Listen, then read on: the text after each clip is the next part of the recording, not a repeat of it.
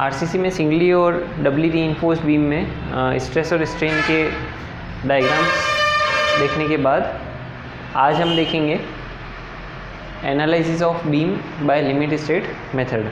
अब एनालिसिस में हम सबसे पहले स्टार्ट करेंगे सिंगली रीइंफोर्स्ड बीम को एनालिसिस करना, ठीक है।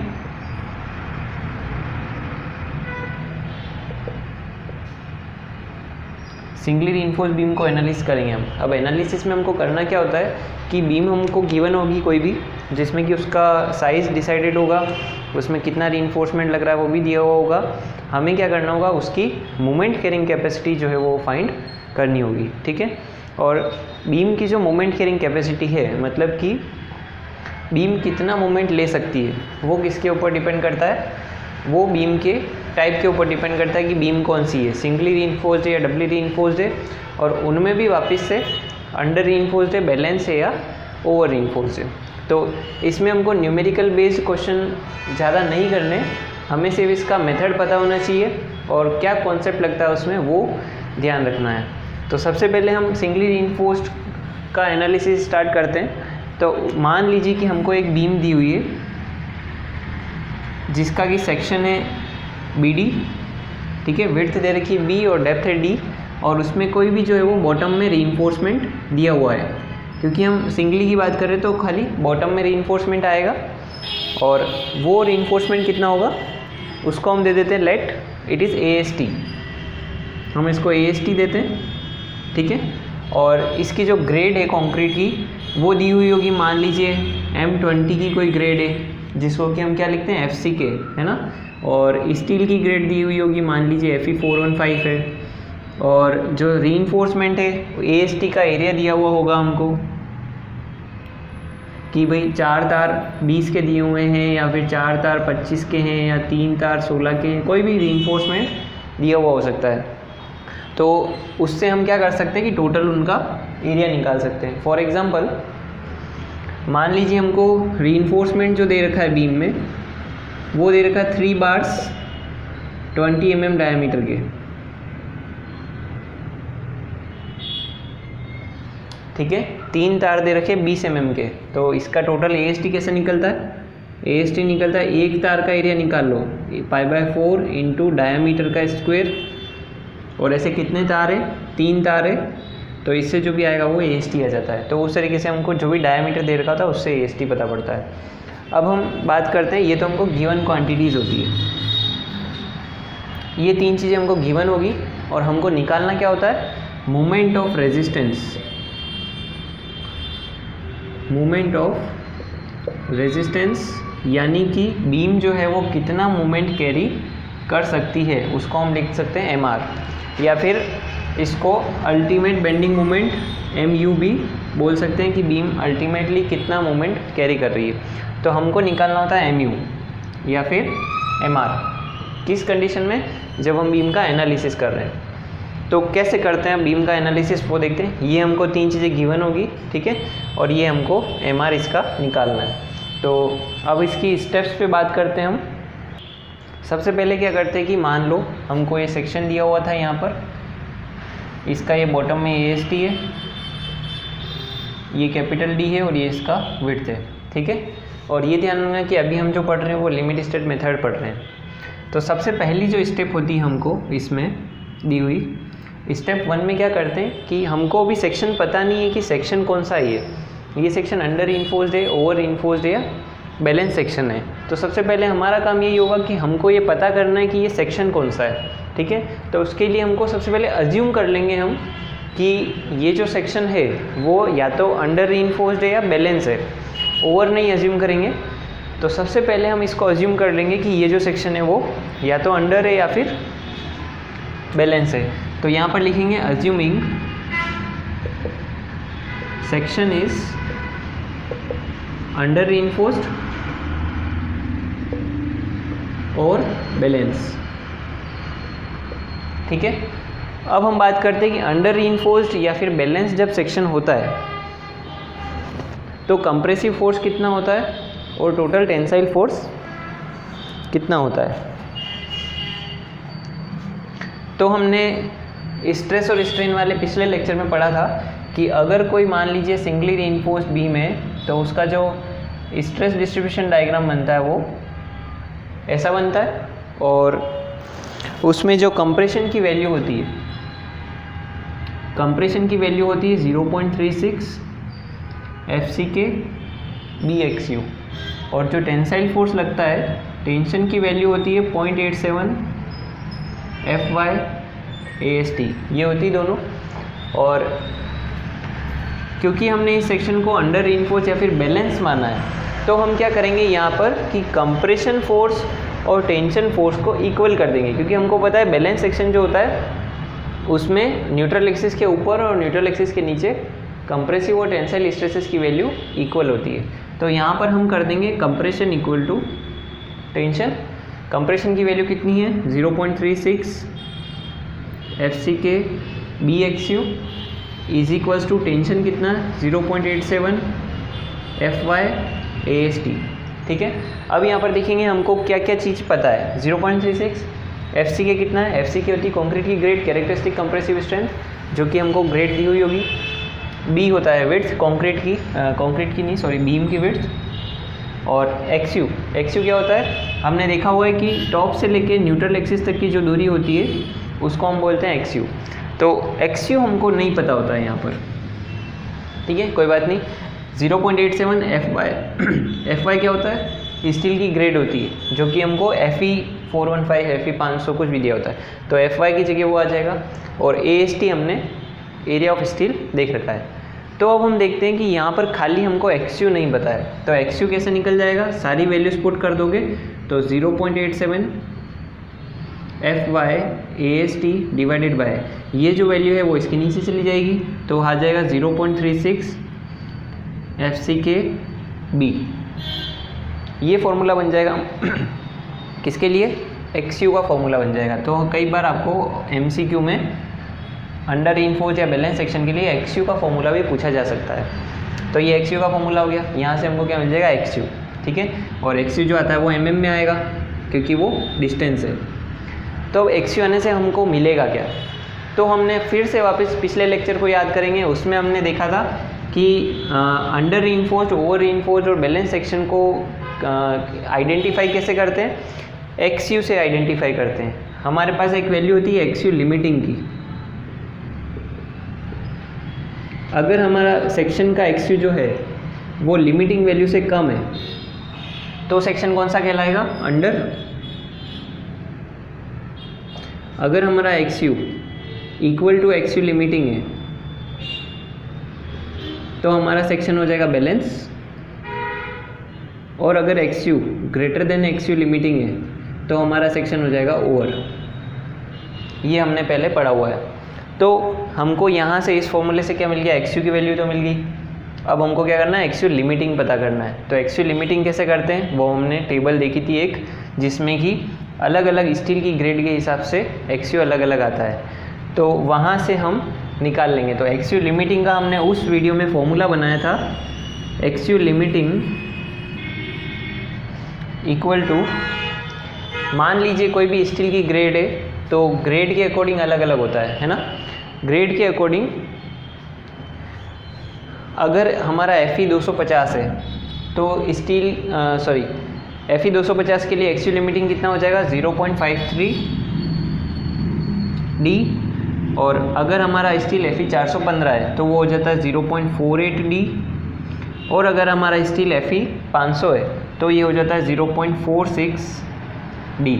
ये होता है FE 415 के लिए, ये होता है ये FE 250 होता है, ये होता है FE 415 के लिए, और ये होता है FE 500 के लिए। ये हमने पहले देखा हुआ है। ये फॉर्मूले कहाँ से बने ये हमने पिछले वीडियो में डिस्कस किया हुआ है। तो यहाँ से हम क्या करेंगे कि XU लिमिटिंग की वैल्यू निकाल लेंगे। मान लो हमको स्टील दे रखा था बीम में FE 415, तो 415 का फॉर्मूला कौन सा होता है 0.48 D। 0.48 को D से मल्टीप्लाई कर दोगे, D क्या होती है इफेक्टिव डेप्थ। यहाँ पे हमको कैपिटल D दे रखा है तो कैपिटल D में से हम इफेक्टिव डेप्थ को माइनस इफेक्टिव डेप्थ निकाल सकते हैं, ठीक है। तो इस तरीके से हम XU लिमिटिंग भी पता करते हैं। तो अब यहाँ पे देखेंगे कि हमारे पास XU भी आ चुका है सेक्शन का, XU लिमिटिंग भी आ चुका है। फिर हम उनको कंपेयर कर लेंगे और उससे हमको पता चल जाएगा कि बीम हमारी कौन सी है, अंडर है, बैलेंस है या ओवर है। हम बात करते हैं कि अगर हमारी बीम अंडर रीइंफोर्स्ड या बैलेंस आ जाती है, क्योंकि हमने यहाँ पे माना क्या था, सबसे पहले हमारी अजम्पशन जो थी वो यही थी कि सेक्शन जो है वो अंडर रीइंफोर्स्ड या फिर बैलेंस सेक्शन है। तो अगर हमारा सेक्शन अंडर या फिर बैलेंस आ जाता है तो हम क्या करेंगे, ये मैं मिटा देता हूँ।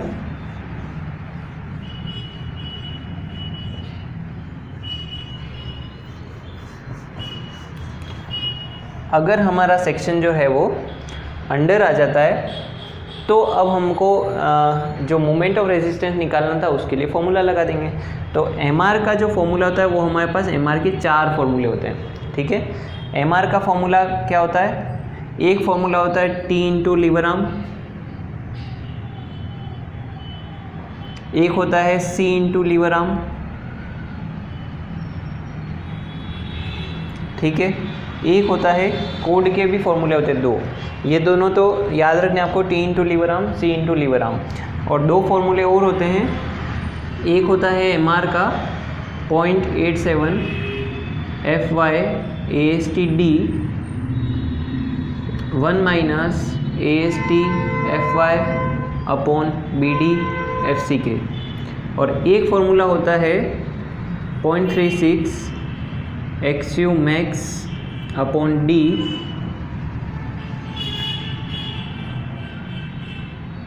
One minus 0.42 XU max upon D BD square FCK। ये हमको जो कोड में फॉर्मूले मिलेंगे ये हमको पेज नंबर 96 पर मिलते हैं। तो यहाँ देखेंगे कि हमारे पास मोमेंट ऑफ रेजिस्टेंस निकालने के 4 फॉर्मूले आ चुके हैं। अब इन 4 फॉर्मूले में से यूज़ कौन कौन से करने, कब करने, तो देखो सेक्शन हमारा कौन सा हो गया था, अंडर रीइंफोर्स्ड या फिर बैलेंस, ठीक है। तो उस कंडीशन में T इंटू लीवर आर्म आप लगा सकते हो, C इंटू लीवर आर्म लगा सकते हो। T क्या होता है, T की वैल्यू होती है 0.87 FY AST, और लीवर आर्म मैंने आपको पहले बता चुका है पिछली वीडियो में, D माइनस 0.416 XU होता है, ठीक है। और C इंटू लीवर आर्म, तो C होता है अपना 0.36 FCK BXU, और लीवर आर्म होता है D माइनस 0.416 XU, ये हमको पता है। और ये दोनों कब लगाने, तो अगर हम अंडर रीइंफोर्स्ड और बैलेंस सेक्शन में से भी अगर अंडर रीइंफोर्स्ड सेक्शन है, अंडर रीइंफोर्स्ड सेक्शन के लिए ये फॉर्मूला लग सकता है, और अगर आपका बैलेंस सेक्शन है तो उसके लिए ये फॉर्मूला लग सकता है। तो फाइनली मैं बता देता हूँ, ये दोनों फॉर्मूले तो अंडर हो या बैलेंस हो दोनों के लिए लग सकते हैं, और इन दोनों फॉर्मूले में से अंडर के लिए ये लग सकता है, ओवर बैलेंस के लिए ये लग सकता है। तीनों से वैल्यू सेम आती है लगभग, ठीक है। तो मान लीजिए हमारी बीम जो हो गई थी वो अंडर रीइंफोर्स्ड हो गई थी, तो अंडर रीइंफोर्स्ड के लिए कौन कौन सा फॉर्मूला यूज़ करेंगे, ये कर सकते हैं, ये वाला कर सकते हैं, और ये वाला कर सकते हैं, तीनों से वैल्यू सेम आएगी। और अगर हमारी बीम बैलेंस हो गई थी तो बैलेंस के लिए ये वाला कर सकते हैं, ये वाला कर सकते हैं, और ये वाला फॉर्मूला काम में ले सकते हैं। तो हर एक के लिए हमारे पास 3-3 फॉर्मूले हो गए, ठीक है। अब ये देखिए कि ये T इंटू लीवर आर्म और C इंटू लीवर आर्म आया कैसे। तो इसके लिए मैं आपको बताता हूँ, पिछली वीडियो में हमने जो स्ट्रेस के डायग्राम बनाए थे, ये वाला यहाँ पे बना हुआ है, तो इसमें क्या कर रखा है, ये है मोमेंट। तो मोमेंट कैसे लेना है, C यहाँ लग रहा है कंप्रेशन, तो कंप्रेशन का टेंशन के रेस्पेक्ट में मोमेंट लेंगे, तो कंप्रेशन फोर्स कितना, कंप्रेशन और उसकी यहाँ से यहाँ तक की दूरी, तो ये होता है अपना D माइनस 0.416 XU, जिसको कि हम लीवर आर्म बोल रहे थे। तो कंप्रेशन का इस टेंशन के रेस्पेक्ट में मूवमेंट ले लेंगे तो C इंटू लीवर आर्म हो जाएगा, और अगर टेंशन का कंप्रेशन के रेस्पेक्ट में मूवमेंट ले लेंगे तो T इंटू लीवर आर्म हो जाएगा। तो इस तरीके से फॉर्मूले बन गए। और लीवर आर्म भी कई बार पूछ लिया जाता है खाली कि लीवर आर्म की वैल्यू कितनी होती है, तो D माइनस 0.416 XU होता है, ठीक है, क्लियर है। तो ये तो स्थिति थी हमारी तब जब बीम जो है वो अंडर या फिर बैलेंस आ रही थी। अब अगर हमारी बीम ओवर आ जाती है तो क्या होगा, अब ओवर कैसे आएगी, तो वही है कि यहाँ से हमने XU निकाला था और वो वाला जो XU है इस फॉर्मूले से आने वाला, वो अगर XU लिमिटिंग की वैल्यू से ज़्यादा आ जाता तो हमारी बीम क्या कहलाती, ओवर रीइंफोर्स्ड। तो ओवर रीइंफोर्स्ड बीम जो है वो, उसके लिए MR के ये फॉर्मूले नहीं लगते और ये पूरा अजम्पशन जो है वो हमारा गलत हो जाता है, क्योंकि बीम कौन सी मानी थी हमने, बीम को माना था हमने अंडर और बैलेंस, लेकिन बीम आ कौन सी गई, ओवर आ गई। तो यहाँ तक करने के बाद, ठीक है, वापस से अब यहाँ तक करने के बाद हमको पता चल गया कि XU जो आ रहा है हमारा, XU is greater than XU limiting, मान लो, ठीक है। मान लो फॉर एग्जांपल XU यहाँ से हमको आया था 100 mm और XU लिमिटिंग आ रहा है मान लो 120 mm, तो 100 mm इज़ ये 100 है और XU लिमिटिंग आ रहा है 80, तो 100 इज़ ग्रेटर देन 80, तो मतलब कि हमारी बीम हो गई ओवर। तो मतलब कि हमने जो अज्यूम किया था वो गलत अज्यूम किया था। तो अब इसके बाद क्या करेंगे, वापस से हमारी अजम्पशन नहीं मानेंगे कि अब अपनी बीम कौन सी हो गई है, ओवर रीइंफोर्स्ड हो गई है। तो ओवर रीइंफोर्स्ड बीम के लिए वापस से हमको क्या करना पड़ेगा, C = T लगाना पड़ेगा, ठीक है। और C = T वापस क्यों लगाना है, क्योंकि यहाँ पे जो फॉर्मूले लगाए थे हमने, ये अंडर रीइंफोर्स्ड और बैलेंस सेक्शन के लिए काम में आते हैं, ओवर के लिए दूसरे फॉर्मूले होते हैं। तो अब क्या करेंगे, कंप्रेशन के लिए ओवर रीइंफोर्स्ड बीम का फॉर्मूला बताओ, तो वो होता है, सेम होता है 0.36 FCK/B XU, ठीक है। और अब बताओ ओवर रीइंफोर्स्ड बीम के लिए टेंशन का फॉर्मूला, तो वो होता है FS AST, ये चेंज हो जाता है, टेंशन का फॉर्मूला चेंज हो जाता है, ठीक है। तो वापस से देखो यहाँ पर भी हमको क्या क्या नहीं पता है, XU नहीं पता है एक तो हमको, और एक FS नहीं पता है, ठीक है। FS क्या होता है, स्ट्रेस इन स्टील, ठीक है। तो अब हम क्या करेंगे, FS भी नहीं पता है, XU भी नहीं पता है, तो हमको क्या करना होगा कि पहले हमको XU को अज्यूम करके और FS निकालना पड़ेगा। यहाँ पर अब हम क्या करते हैं, इस स्टेप के बाद XU को अज्यूम करेंगे,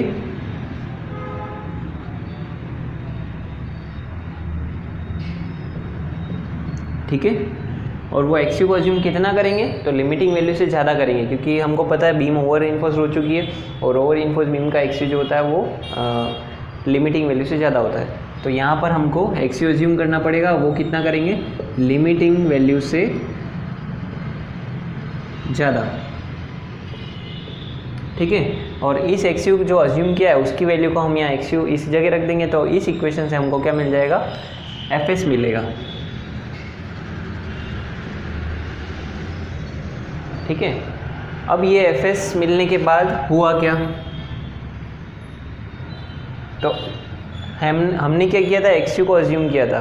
तो अब हमको अगली स्टेप में ये चेक करना है कि हमने जो XU को अज्यूम किया था, है ना, वो सही अज्यूम किया था या नहीं।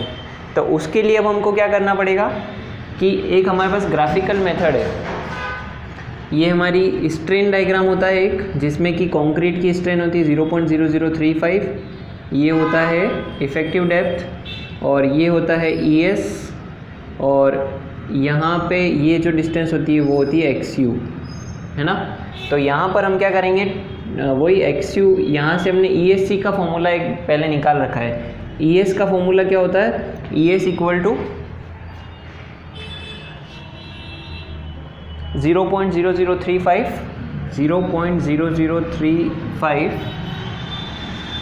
D - XU divided by XU, ये हमने निकाल रखा है, ठीक है। और इस यहाँ से जो पहले हमको ES की वैल्यू मिलेगी, उस ES की वैल्यू को हम स्ट्रेस स्ट्रेन का जो हमारा ग्राफ होता है स्टील के लिए, उसमें कंपेयर करके और FS की वैल्यू निकाल लेंगे। तो वो कैसे निकालेंगे, तो ये मिटा देता हूँ मैं,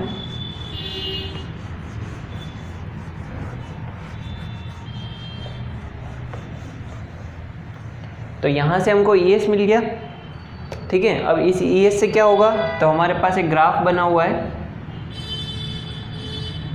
स्टील के लिए, और यहाँ पर स्ट्रेन होती है ES विकृति, और यहाँ पर होती है स्ट्रेस FS, ठीक है। तो हमको जो ES मिलेगा यहाँ से, उस ES को हम यहाँ पे मान लो कंपेयर कर लेंगे। मान लो यहाँ आया, इसको हम ऊपर करेंगे और इससे हमको यहाँ से FS की वैल्यू मिल जाएगी। तो हमको क्या मिल गया, FS मिल गया। और यहाँ इस ग्राफ से जो FS की वैल्यू मिलेगी हमको, वो FS की वैल्यू और यहाँ पर इस फॉर्मूले से जो FS की वैल्यू मिली थी, उन दोनों को हम इक्वल कर देंगे, मतलब इक्वल आना चाहिए। तो हमको ये पता चल जाएगा कि हमने जो XU को अज्यूम किया था वो सही अज्यूम किया था।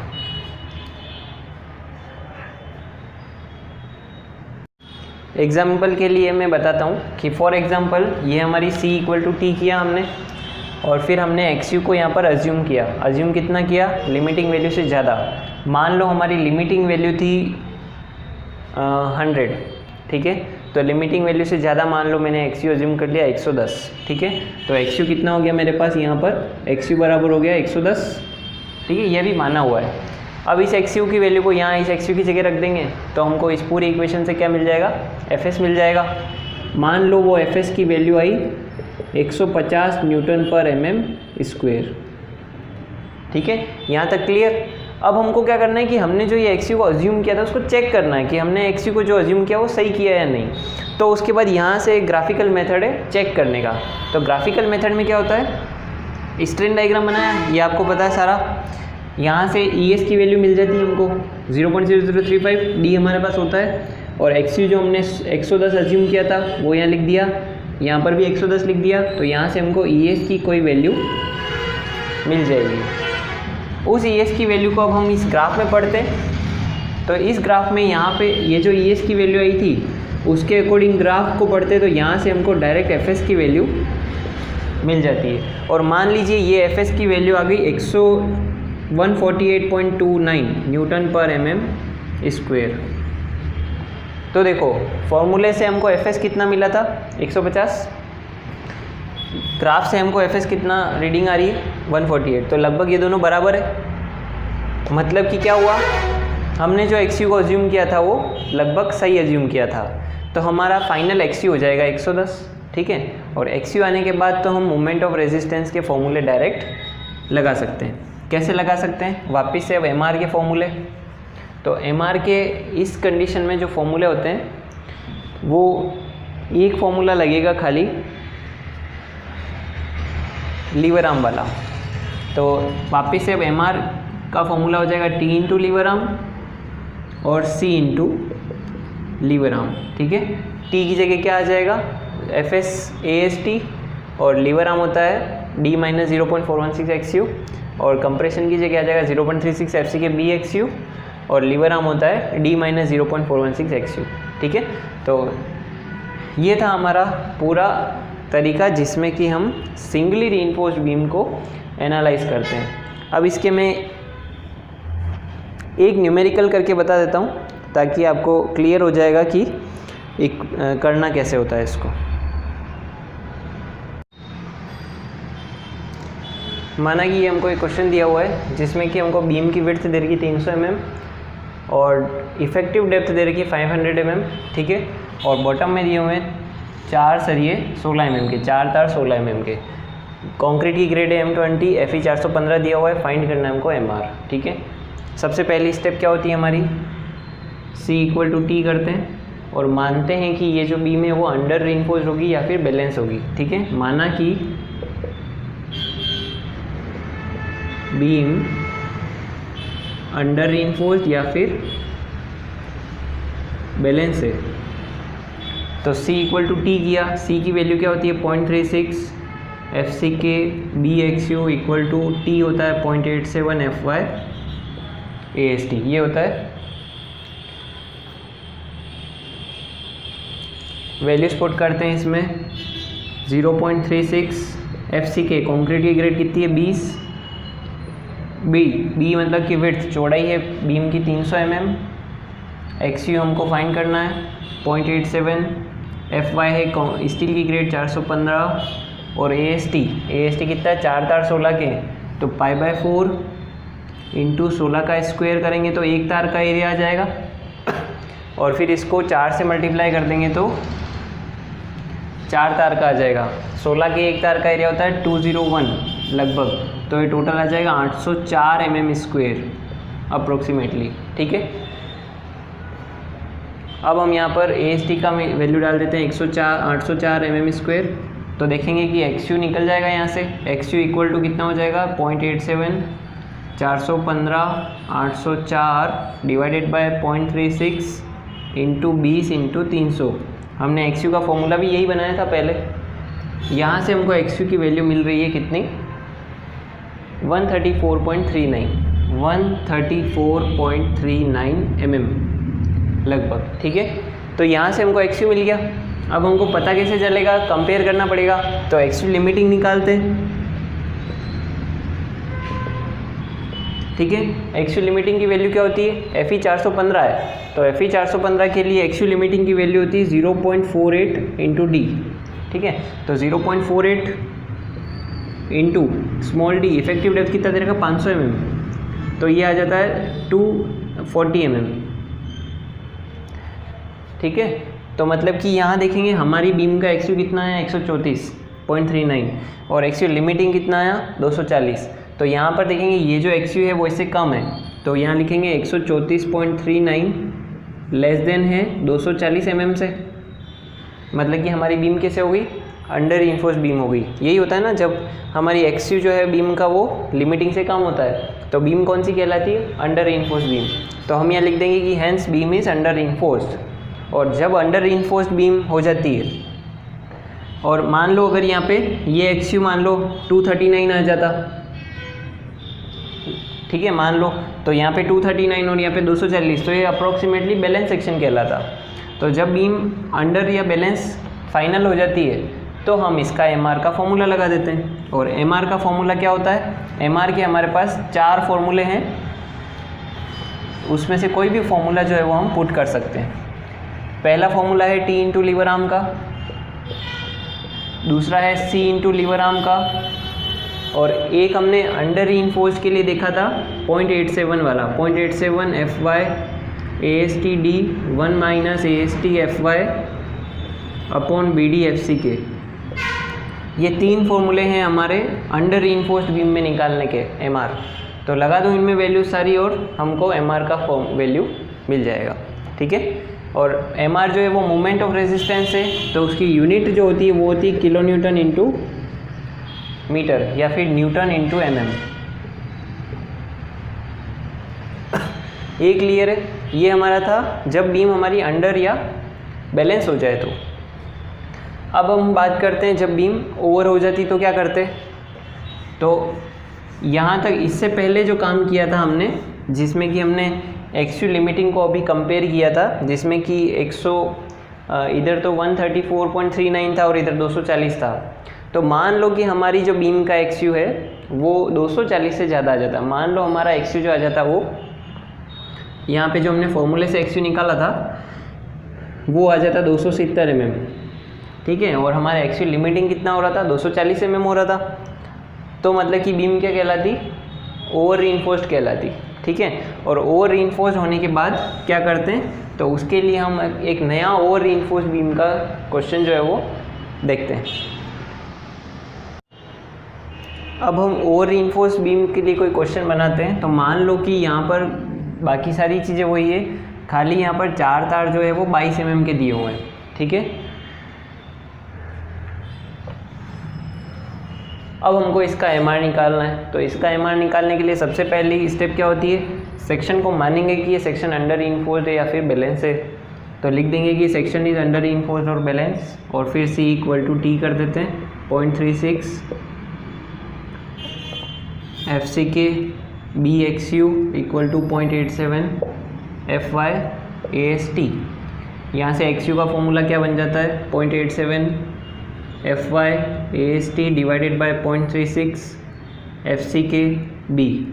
वैल्यू पुट करते हैं इसमें 0.87 415 AST, अब 22 mm के 4 तार है तो AST कितना हो जाएगा π/4 इंटू 22 का स्क्वायर और इंटू 4 तार। तो ये वैल्यू होती है इसकी कितनी, लगभग 1520 mm होती है। तो यहाँ पर AST आ जाएगा 1520 डिवाइडेड बाय 0.36, FCK है 20 और चौड़ाई है बीम की 300। तो यहाँ से इसको सॉल्व करने पर XU मिलता है 254.07 mm। ठीक है, तो अब हम देखते हैं लिमिटिंग वैल्यू कितनी होती है। तो XU लिमिटिंग FE 415 है तो 0.48D होगा। तो 0.48 इंटू 500 ये होता है 240। तो हमको यहाँ पे पता चल रहा है कि जो लिमिटिंग वैल्यू है वो आ रही 240 और हमारी बीम का जो सेक्शन का XU है वो है 254। तो मतलब कि हमारी बीम कौन सी हो जाएगी, ओवर रीइंफोर्स्ड, क्योंकि हमारी जो बीम का XU है 254.07, इट इज़ ग्रेटर देन 240 और हमारी बीम हो जाएगी ओवर रीइंफोर्स्ड। अब ओवर रीइंफोर्स्ड हो गई तो हमको क्या करना पड़ेगा, ये सारा प्रोसीजर वापस से रिपीट करना पड़ेगा।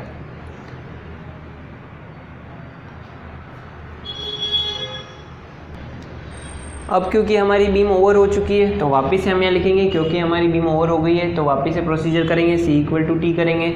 अब यहाँ पे T की वैल्यू चेंज हो जाती है, C की जगह तो वही आएगा 0.36 FCK BXU और टेंशन की जगह क्या आ जाता है, FS AST आ जाता है इसमें, ये हमने पहले देखा था। तो वापस से अब यहाँ पे हमको दो चीज़ें अननोन होती है, FS अननोन है और XU अननोन है। तो मैंने बताया था कि हम XU को अज्यूम करेंगे। अब XU को अज्यूम कितना करेंगे,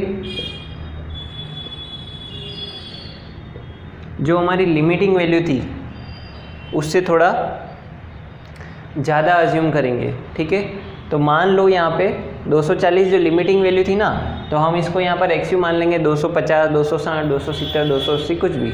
तो मान लो कि मैंने XU अज्यूम कर लिया 260 mm। ठीक है, इस XU की वैल्यू को मैंने यहाँ पे रखूँगा तो क्या आ जाएगा 0.36, FCK की जगह 20, चौड़ाई है इसकी 300, XU की जगह आ जाएगा 260 इक्वल टू FS हमारे पास नहीं है और AST हमारे पास है 1520। तो इस पूरी इक्वेशन को सॉल्व करने से मुझे क्या मिलेगा, FS की वैल्यू मिल जाएगी।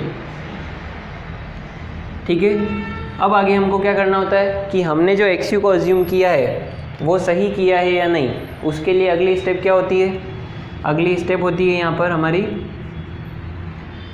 ग्राफिकल मेथड से निकालते हैं। तो ग्राफिकल मेथड में ये हमारा ग्राफ होता है, इसमें से हम पहले ES निकालते हैं और ES निकालने के बाद जो हमारा स्ट्रेस स्ट्रेन का कर्व होता है उसमें से FS मिलता है और वो FS और ये वाला FS जो है वो सेम होना चाहिए। ठीक है, तो जब तक हमारा ये वाला FS, इस फॉर्मूले से आने वाला FS और ग्राफ से आने वाला FS इक्वल नहीं बैठ जाता तब तक हमको ये प्रोसीजर रिपीट करना रहता है। ठीक है, और XU को हम बदल बदल के यहाँ पे डालते जाते हैं और जब ऐसी XU की वैल्यू हमको मिल जाए, उस वैल्यू पर FS की दोनों वैल्यू सेम हो तो हमारा वो XU फाइनल हो जाएगा और फिर हम उसके बाद मोमेंट वाले फॉर्मूले MR के लगा देंगे। ये इसके आगे की स्टेप मैं आपको इसलिए नहीं बता रहा हूँ क्योंकि ये स्टेप्स आगे करने की एग्ज़ाम में कोई चांसेस नहीं होते कि ऐसा कोई क्वेश्चन आ जाएगा जिसमें आपको यहाँ तक का काम करना पड़े। ठीक है, ये क्वेश्चन मैंने आपको इसीलिए बताया जस्ट कि आपका बेसिक क्लियर हो जाए और क्वेश्चन करते कैसे वो पता होना चाहिए। बाकी ये न्यूमेरिकल पार्ट उसमें इतना आने की संभावना नहीं होती है, तो आपको डिटेल में इसमें नहीं जाना है, न्यूमेरिकल में इतना नहीं करना है क्योंकि कैलकुलेशन इतनी नहीं कर पाएंगे। खाली हमको क्या करना है कि एनालिसिस करने के लिए जो फॉर्मूले लगते हैं मेनली, कि भाई सिंगली रीइंफोर्स्ड बीम में अगर अंडर और ओवर सेक्शन हो जाता है तो सी कंप्रेशन की वैल्यू कितनी होती है, टेंशन का फॉर्मूला कितना होता है, XU लिमिटिंग की वैल्यू कितनी होती है, मूवमेंट निकालने के लिए कौन कौन से फॉर्मूले यूज़ होते हैं, इस टाइप से आपको चीज़ें याद रखनी है। न्यूमेरिकल में इतना डीप में नहीं जाना है। क्लियर है? अब इसके बाद हम नेक्स्ट वीडियो में जो डबली रीइंफोर्स्ड बीम का एनालिसिस है वो देखेंगे।